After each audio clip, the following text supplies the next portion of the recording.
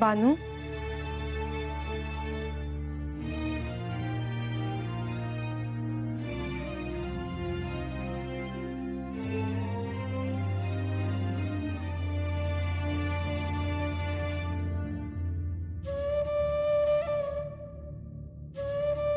हे समजा असं संपल ह्याचा विचार बी मी केला नव्हता कधी.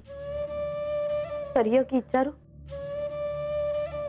चूक झाली तर चूक पदरात घ्यायची. तर देवी, तुम्ही तर देव आहेस.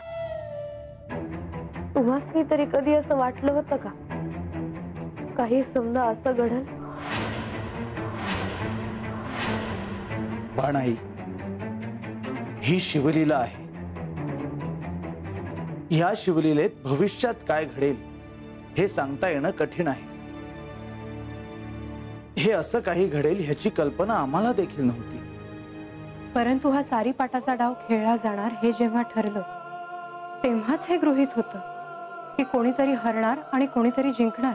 आणि म्याच हरले. देवांनी मला सारीपाट शिकवून बी म्या हारले. पर आता म्या माझ्या मनाची तयारी केली हाय बघा. देव बी मला भेटून गेला. त्यांनी बी मला समजावलं.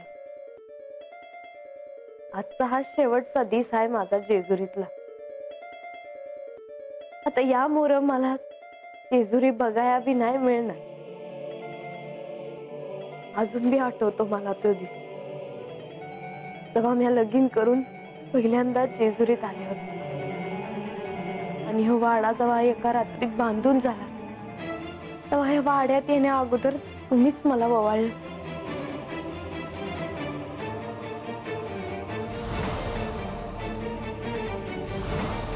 आणि या जेजुरीतच मला तुमचं दर्शन मिळालं. तुमचा आशीर्वाद मला मिळाला.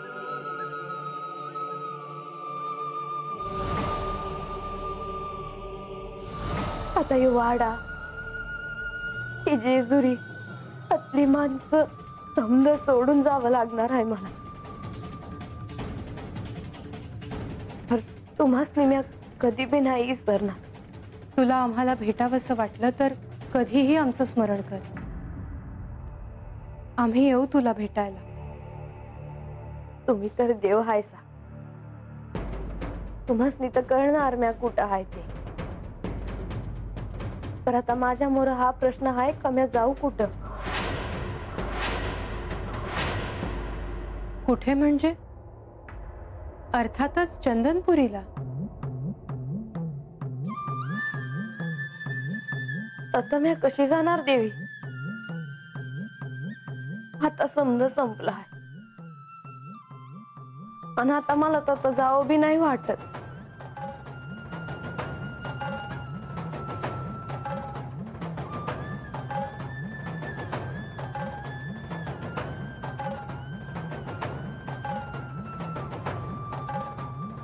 बाणाई, मला ठाऊक आहे हे सगळं शल्य पचवणं सोपं नव्हे. परंतु सगळं काही संपूनच गेलं आहे असा विचार तू करू नकोस. मी तुला पुन्हा एकदा सांगतो, ही शिवलीला आहे. पुढे काय घडणार आहे हे सांगता येणं कठीण आहे. जे काही घडलं आहे त्याचा स्वीकार कर. व्हायची बाणाई, आजवर तू अपार दुःख भोगून, कष्ट करून, साधना करून श्री खंडेरायांना प्राप्त केलं आहेस. तुझा आणि त्यांचा विवाह झाला आहे. हे नातं भंग पावणार नाही हे लक्षात ठेव.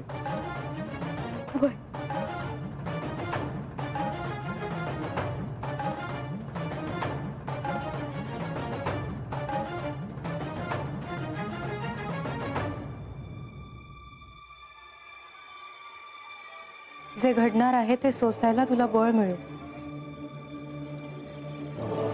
बाणाई, सारीपाटाच्या डावात ठरल्याप्रमाणे तुला सूर्यास्ताआधी ही जेजुरी सोडून जायचे आहे.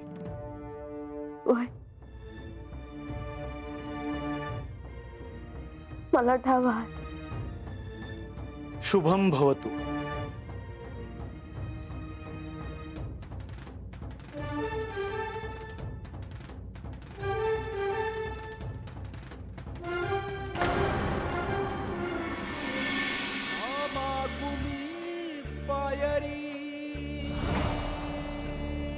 तुझी देवा ना मागू तुझी मी सावरी देवा मला गावाला सारा जग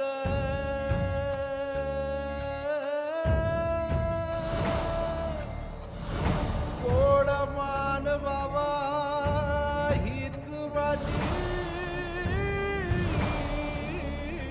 सेवा.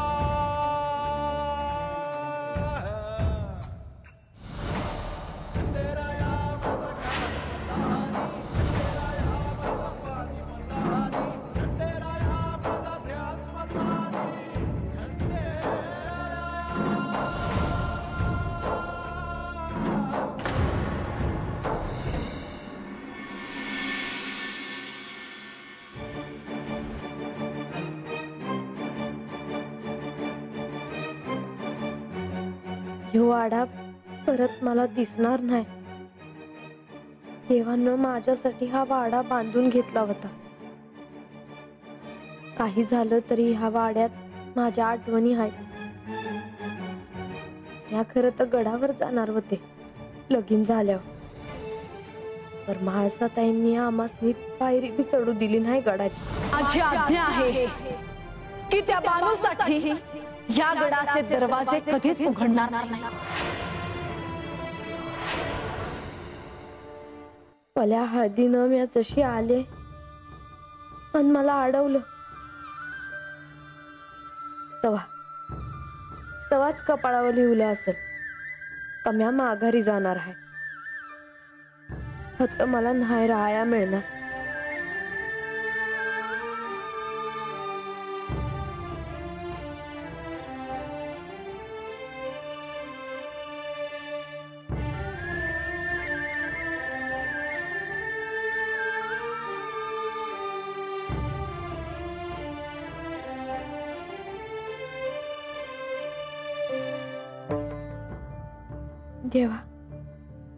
देवानं भक्तासाठी किती करावं.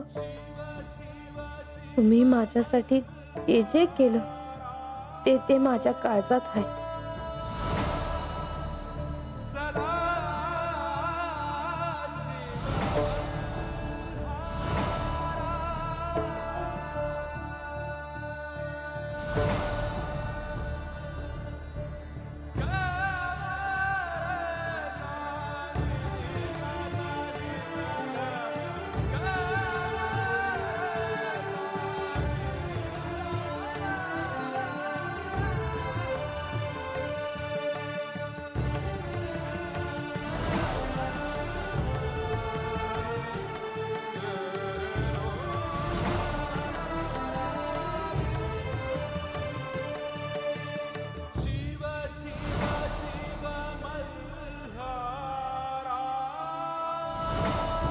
हे तर कसं इसरल म्या. चंदनपुरीला म्हातारा होऊन आला सा आणि माझ्या घरी चाकरी केली सा. म्या तुम्हासनी ओळखलं नाही.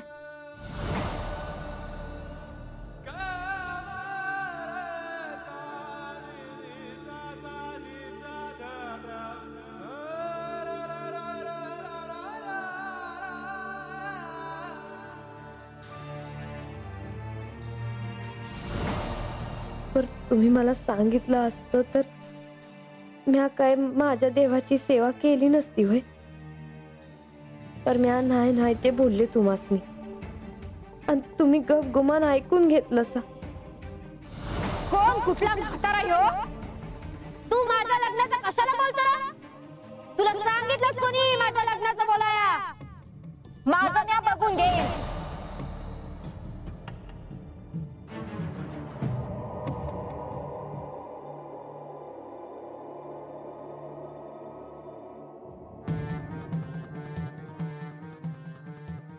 देवा मी हात आले ते बी तुम्हासनी घेऊन आणि जाणार भी तुम्हासनी घेऊनच.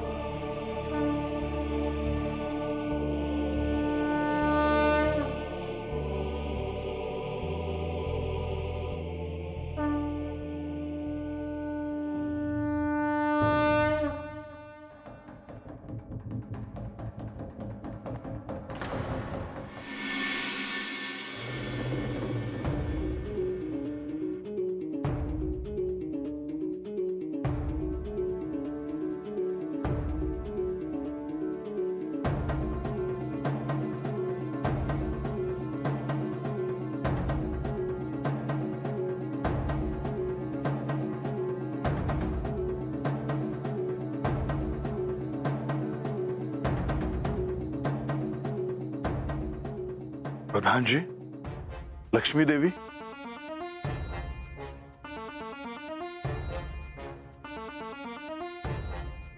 देवा, बाणाई जेजुरी सोडून जाते आहे.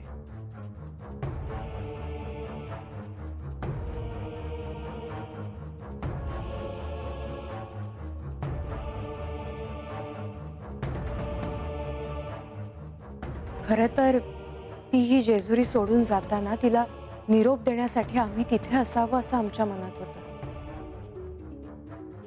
आम्ही तिला भेटून आलो आहोत, परंतु ती जेजुरीतून जाताना तुम्ही तिच्या सोबत तिथे असाल असं आम्हाला वाटलं होतं.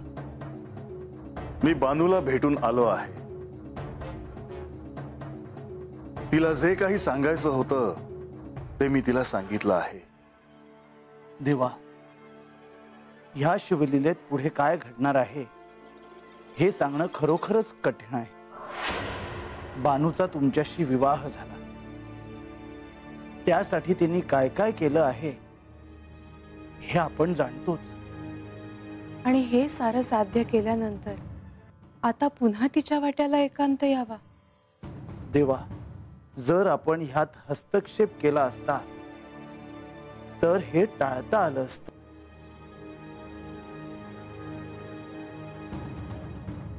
होय प्रधानजी, जर मी यामध्ये हस्तक्षेप केला असता तर ही घटना घडलीच नसती.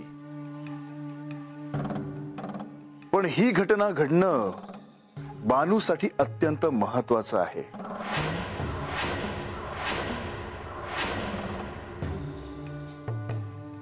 बानू जेजुरी सोडून जात असताना सर्वांना असं वाटेलही की मी हे का थांबवलं नाही, हे सारं का घडू दिलं. पण ह्या मागे जे प्रयोजन आहे ते कोणालाही कळणार नाही. जे बानूसाठी अत्यंत आवश्यक होतं. ते प्रयोजन काय आहे हे जाणून घेण्यासाठीच आम्ही आलो आहोत. आम्हाला देखील ते कळावं असं आम्हाला वाटतं. लक्ष्मी देवी, प्रधानजी, ह्या शिवलीलेत तुम्ही जे कार्य करत आहात त्याचे महत्व अनन्य साधारण आहे. अनेक गोष्टी केवळ तुमच्यामुळे घडू शकल्या आणि त्या पुढे घडत राहतील. देवा, आम्ही असणारच आहोत, परंतु बाणाईनी जेजुरी सोडून जावं अशी परिस्थिती का आली? कारण तिला आता आदिशक्तीची उपासना करावी लागेल.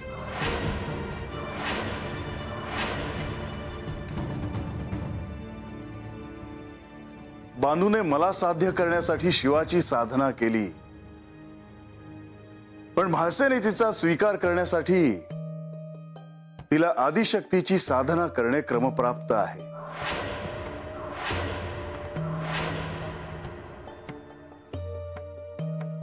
सत्य काय आहे हे आख्यानातून कळेलही, पण आता त्याच बरोबरीने म्हाळसेचे मन जिंकण्यासाठी, तो गतजन्मातील ऋणानुबंध करण्यासाठी तिला आदिशक्तीची खडतर साधना करावी लागेल. तिने शिवाची साधना केली आहे, परंतु आदिशक्तीची साधना तिच्याकडून अपूर्ण राहिली आहे. परंतु बानू इथे राहूनच ते शक्य झालं नसतं का? नाही लक्ष्मी देवी, इथे राहून तिला ते शक्य झालं नसतं. आत्ताच्या क्षणी जेजुरीत राहून तिला ते साध्य करता आलं नसतं, आणि म्हणून हे सारं घडलं. म्हणजे देवा, बाणाईच्या आयुष्यातला सगळ्यात महत्वाचा काळ सुरू होणार आहे. प्रधानजी, केवळ बानूच्या नाही तर म्हाळसेच्याही. कारण म्हाळसा म्हणजे आदिशक्तीचं रूप, आणि बानू जसजशी त्या आदिशक्तीची साधना करू लागेल तस तशी म्हाळसा देखील अस्वस्थ होऊ लागेल.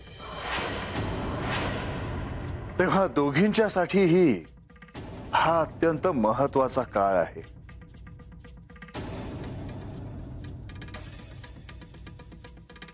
हो, कारण बानूला किमान आपण हे सारं का करतो आहोत हे कळेल तरी, परंतु म्हाळसाला ते कळणार देखील नाही.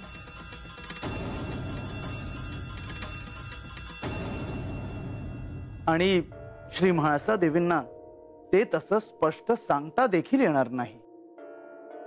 होय प्रधानजी, ह्या पुढील काळात दोघींनाही त्यांच्या मूळ रूपाचे स्मरण होण्याचे संकेत मिळतीलही, पण दुसरीकडे त्या दोघींमध्ये एक नवा ऋणानुबंध निर्माण होईल.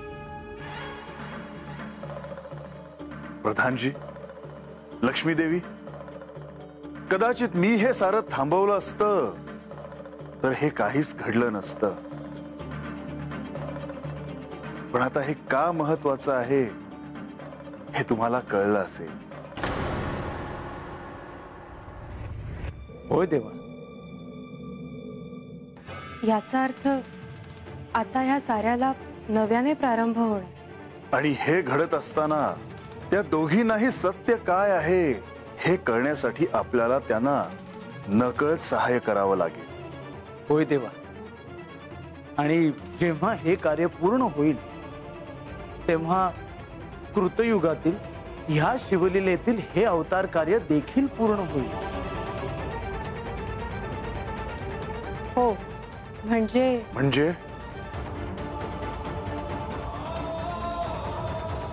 म्हणजे या शिवलीलेतील अंतिम सत्यापर्यंतच्या एका नव्या अध्यायाला प्रारंभ झाला आहे.